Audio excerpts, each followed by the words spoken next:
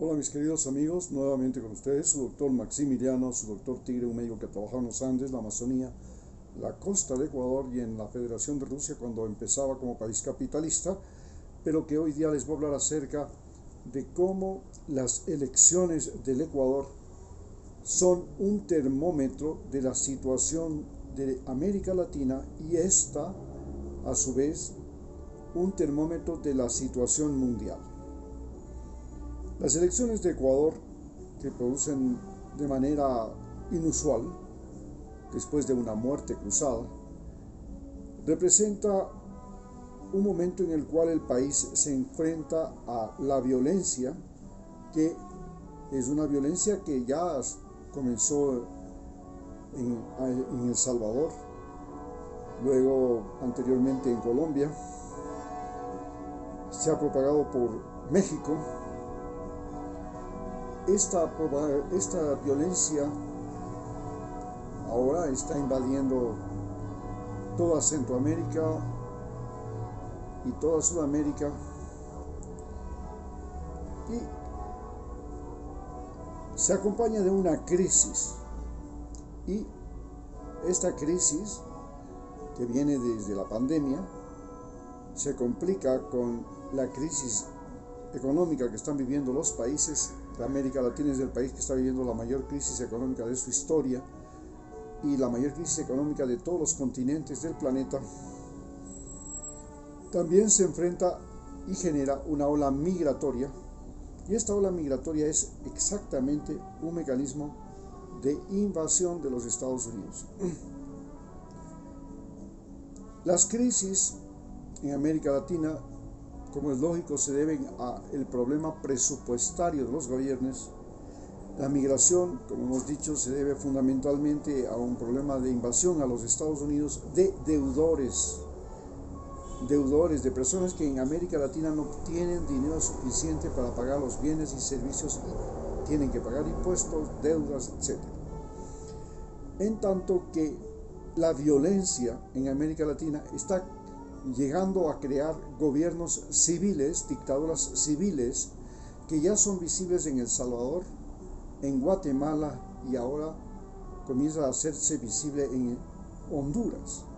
Pero en América del Sur las dictaduras civiles comienzan a manifestarse en Perú, donde hay una dictadura civil con una presidenta, Boluarte, y ahora en Ecuador, donde ya se vive una dictadura civil, aunque solo por pocos meses, con el presidente Guillermo Lasso, y que antecede a una posible dictadura civil que está por llegar. Partiremos entonces de que la violencia en América Latina, especialmente en el Ecuador, es producida y generada por el narcotráfico. Esto es específicamente por la cocaína.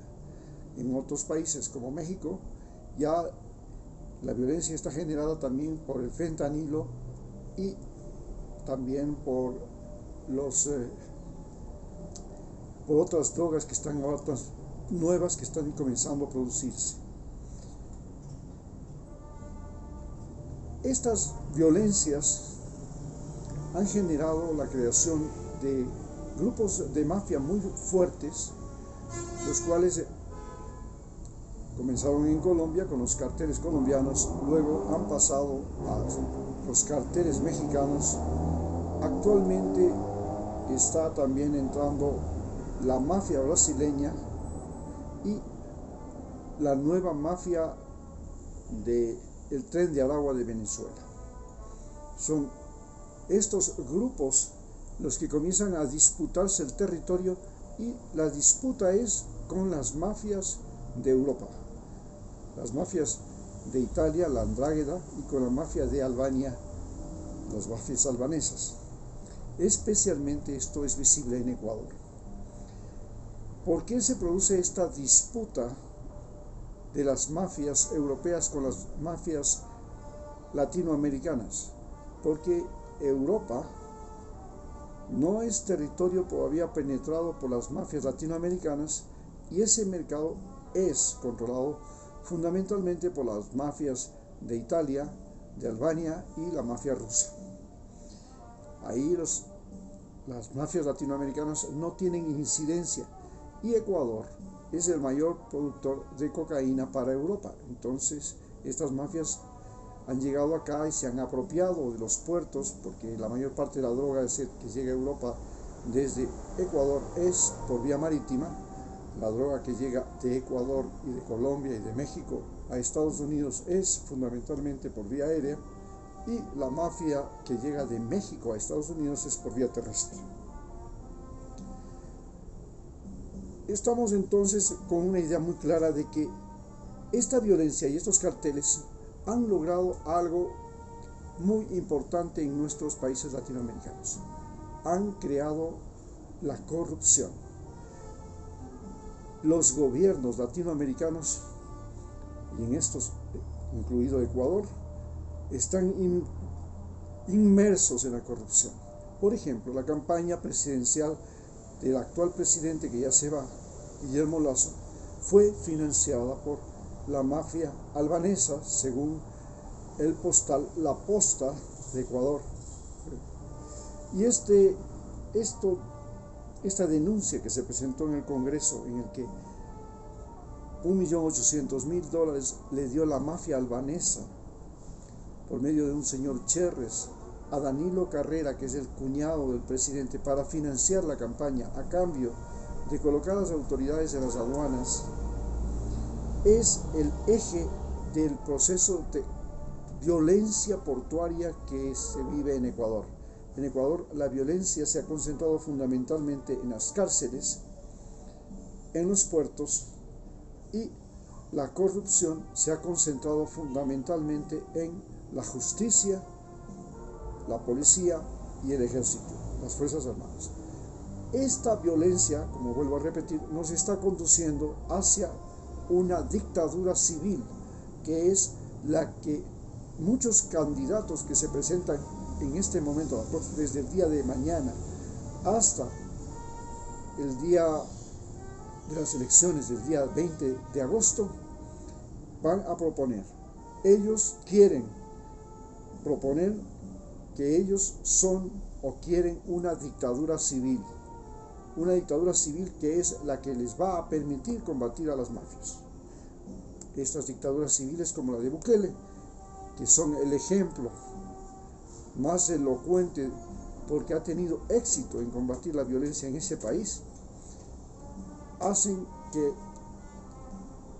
el ambiente que se está viviendo en Ecuador, donde la publicidad de la violencia, de los delitos, sumada a la campaña electoral, donde también se hace relieve, se pone en alto relieve la violencia que se vive en Ecuador para el triunfo de candidatos que puedan proponer una dictadura civil camuflada, es el mecanismo que estamos viviendo en Ecuador. Pero la crisis de Ecuador se debe a un fenómeno diferente al de Argentina. En Argentina la crisis es inflacionaria, porque se produce debido a que el gobierno devalúa la moneda, los salarios no alcanzan, la gente no tiene cómo comprar cosas, y las cosas suben de precio. ¿Por qué? Porque inmediatamente que se hace la devaluación se produce una inflación. En cambio, en Ecuador no hay devaluación porque tenemos el dólar. Aquí vivimos lo contrario, vivimos lo que se llama la deflación. No hay devaluación, tampoco hay caída de los salarios, tampoco hay aumento de los precios. Lo que existe es deflación, es decir, existen productos, existe trabajo, existen productos, existe todo lo que ustedes quieran, pero nadie puede comprarlos. Esto se llama deflación. Y esta deflación se produce porque no hay dinero circulante, no hay trabajo, no hay ingresos económicos en las familias y estos no pueden comprar. No hay inflación, hay deflación. Entonces los precios ya después de la pandemia tuvieron que caer, comenzando por las rentas de los apartamentos, de las casas, y ahora hay una competencia mortal, por ejemplo, en los comedores que venden en los restaurantes que hay aquí en la Mariscal. Cada uno pone un precio de $3 y todos comienzan a competir para bajar de precio, no para subir de precio. Y esto al final produce una quiebra porque no bajan las materias primas, no bajan los salarios, no baja todo y sin embargo, debido a que existe una falta de capacidad de compra en la población, esto produce deflación. El dólar es nuestro gran problema en este momento, ser dolarizados, pero el dólar nos ha salvado de caer en la inflación como la de Venezuela y la de Argentina. El mayor problema de la población es que está endeudada y el gobierno también. Y estas deudas se deben a que el Fondo Monetario Internacional y la Banca Internacional convirtieron a los créditos a Ecuador en botín político. Eran créditos que llegaban y se repartían entre los que estaban en ese momento aliados al presidente de turno, esbirros, cepillos y ladrones que combinan sus trabajos con las operaciones estatales. Y de esa manera la corrupción, el dinero del Fondo Monetario Internacional, que se ha convertido ahora en una deuda de generación en generación y que nos obliga a reducir el presupuesto del Estado para bienes y servicios, para construcciones, para trabajos, para empleo, para bonos, etc. Además nos obliga a producir y además la caída de los precios de las materias primas que estamos viviendo en este momento, en la cual los precios del petróleo que llegaron a un pico y que nos ha ayudado a salir, está comenzando a decrecer, y luego los precios del banano, los precios del camarón, etcétera, etcétera, porque muchos de los mercados se perdieron durante la pandemia porque no podíamos enviar. Y en segundo lugar, muchos de los mercados se perdieron porque mercados importantes como el de Rusia, el de Ucrania, para el banano, para el camarón, para las flores, también ahora no existen. Este es un gran problema. Entonces estamos entre el problema de que esta crisis genera una falta de presupuesto del gobierno. Esta falta de presupuesto del gobierno significa que el gobierno quiere redondear el presupuesto con más impuestos. Y el problema de los más impuestos es que ya la población está endeudada y si usted le pone más impuestos, usted simplemente le ahorca. Lo ideal sería ponerles impuestos a los ricos, pero los ricos no tienen su dinero en el Ecuador, lo tienen en paraísos fiscales, en inversiones fuera del país, de tal manera que si algo pasa, simplemente escapan. Entonces, este es el gran drama que se enfrenta el futuro presidente cuando quiere tener presupuesto para poder sacar adelante el país. Todo este fenómeno ha generado lo que se llama una ola migratoria, y esta ola migratoria se produce fundamentalmente por el desempleo que hay en el país. Como ya hemos visto, no hay dinero, no hay inversión, ni privada, ni propia, ni ajena, ni importada, ni extranjera. ¿Por qué no viene la inversión extranjera? Porque sencillamente es mejor invertir en otros países. ¿Qué problema hay? Entonces, este problema del desempleo no es solamente de Ecuador, es un problema de América Latina. Y cada país de América Latina, como Cuba, Venezuela, Nicaragua, que han vivido un bloqueo económico de los Estados Unidos, han generado olas migratorias. Estas olas migratorias creadas en Cuba, en Venezuela, a su vez están arrastrando a toda la población latinoamericana desocupada. Entonces, las caravanas que son de migrantes venezolanos, fundamentalmente, el país más golpeado por este fenómeno del bloqueo económico de Estados Unidos, la crisis generada por la pandemia y la crisis económica mundial, hace que las olas migratorias de Venezuela, que son de Sudamérica, vayan arrastrando poblaciones como las de Ecuador, que se suman, y a todas las de Centroamérica, inclusive las de México, y van arrastrando también poblaciones de África, de Asia, que se suman a las caravanas.